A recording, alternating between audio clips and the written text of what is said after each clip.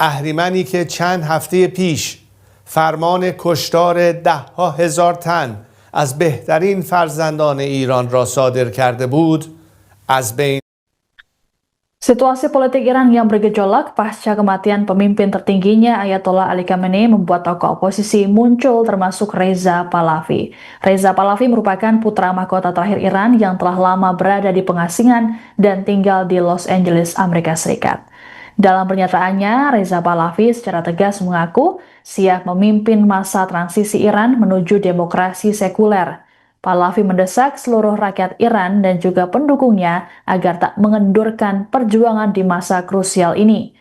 Pernyataan ini disampaikannya dalam artikel opini di The Washington Post pada Sabtu 28 Februari 2026 berjudul Thanks to President Trump, the Hour of Iran's Freedom is at Hand. Sebagai pemimpin oposisi demokratik dan putra sulung Syah Iran, Muhammad Reza Pahlavi, yang menyoroti dampak dari operasi militer gabungan Amerika Serikat dan Israel yang bertajuk Operation Epic Fury. Menurutnya, kematian Khamenei bukan sekedar kehilangan pemimpin, melainkan tanda berakhirnya Republik Islam secara efektif. Pahlavi juga menyampaikan pernyataan terbarunya melalui sebuah video yang diunggah di media sosial X miliknya. Ia meminta para pejabat yang tersisa untuk menyatakan sumpah setia kepadanya tanpa pertumpahan darah. Dalam video yang diunggah pada Minggu 1 Maret 2026 itu, kematian Khamenei jadi awal bagi Iran untuk memulai kehidupan yang baru.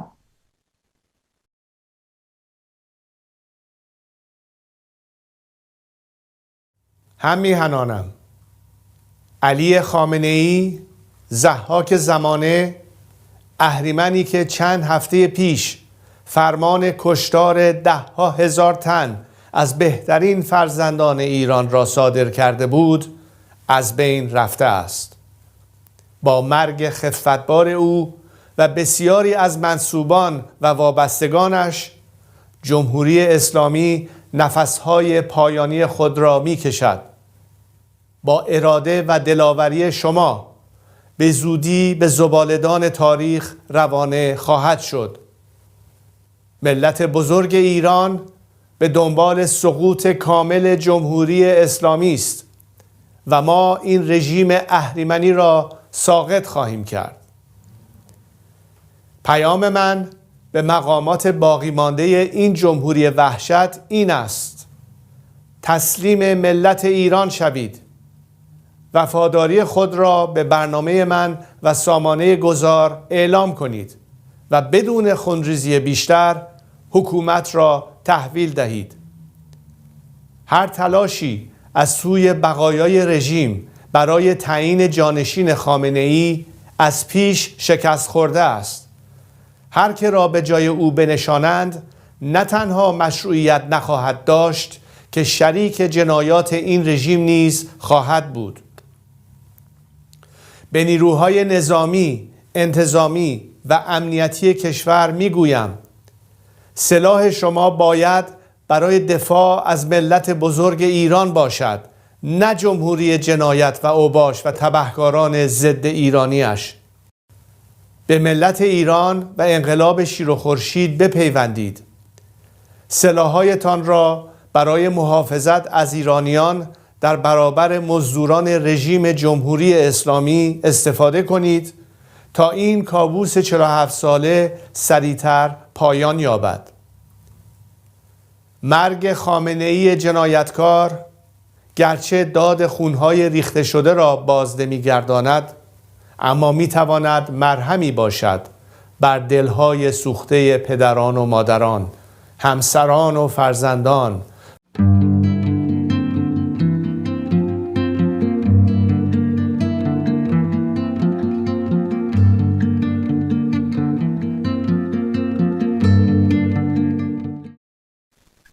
Kematian pemimpin tertinggi Iran, Ayatollah Ali Khamenei, saat serangan Israel dan Amerika Serikat memicu sikap keras Presiden Iran Masoud Pezeshkian. Dalam keterangannya pada Minggu 1 Maret 2026, Pezeshkian menyatakan kematian Ali Khamenei merupakan kejahatan besar yang tak akan dibiarkan tanpa balasan. Menurutnya, kematian Khamenei jadi titik balik dalam sejarah dunia Islam dan Syiah. Ia menyebut Teheran akan merespons dengan kekuatan dan tekad yang penuh. Lebih lanjut, Pezeshkian juga akan memastikan para pelaku dan pihak yang bertanggung jawab atas tewasnya Khamenei menyesal atas tindakan mereka. Adapun terkait kematian Khamenei, Iran mengumumkan masa berkabung selama 40 hari dan menetapkan 7 hari libur nasional sebagai bentuk penghormatan. Sementara itu terkait dengan kepemimpinan Iran, Teheran mengumumkan mekanisme transisi kekuasaan. Kantor berita resmi Iran, IRNA, melaporkan Dewan beranggotakan 3 orang yang mengambil alih seluruh tugas kepemimpinan negara untuk sementara waktu. Dewan transisi ini dibentuk untuk menjaga stabilitas pemerintahan dan keamanan nasional Iran di tengah eskalasi konflik. 3 orang tersebut yakni Presiden Pezeshkian, Ketua Kehakiman Gholam Hussein Mohseni Ejei, dan seorang anggota Dewan Penjaga.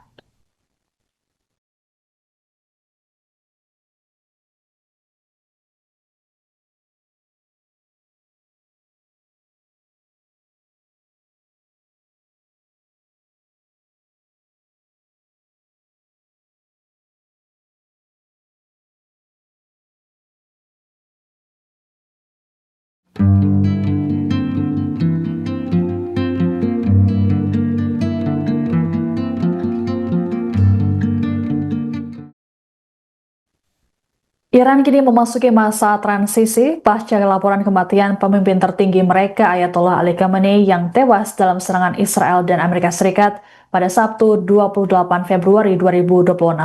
Kematian Khamenei membuat Teheran kini melakukan pembahasan soal suksesi kepemimpinan Iran.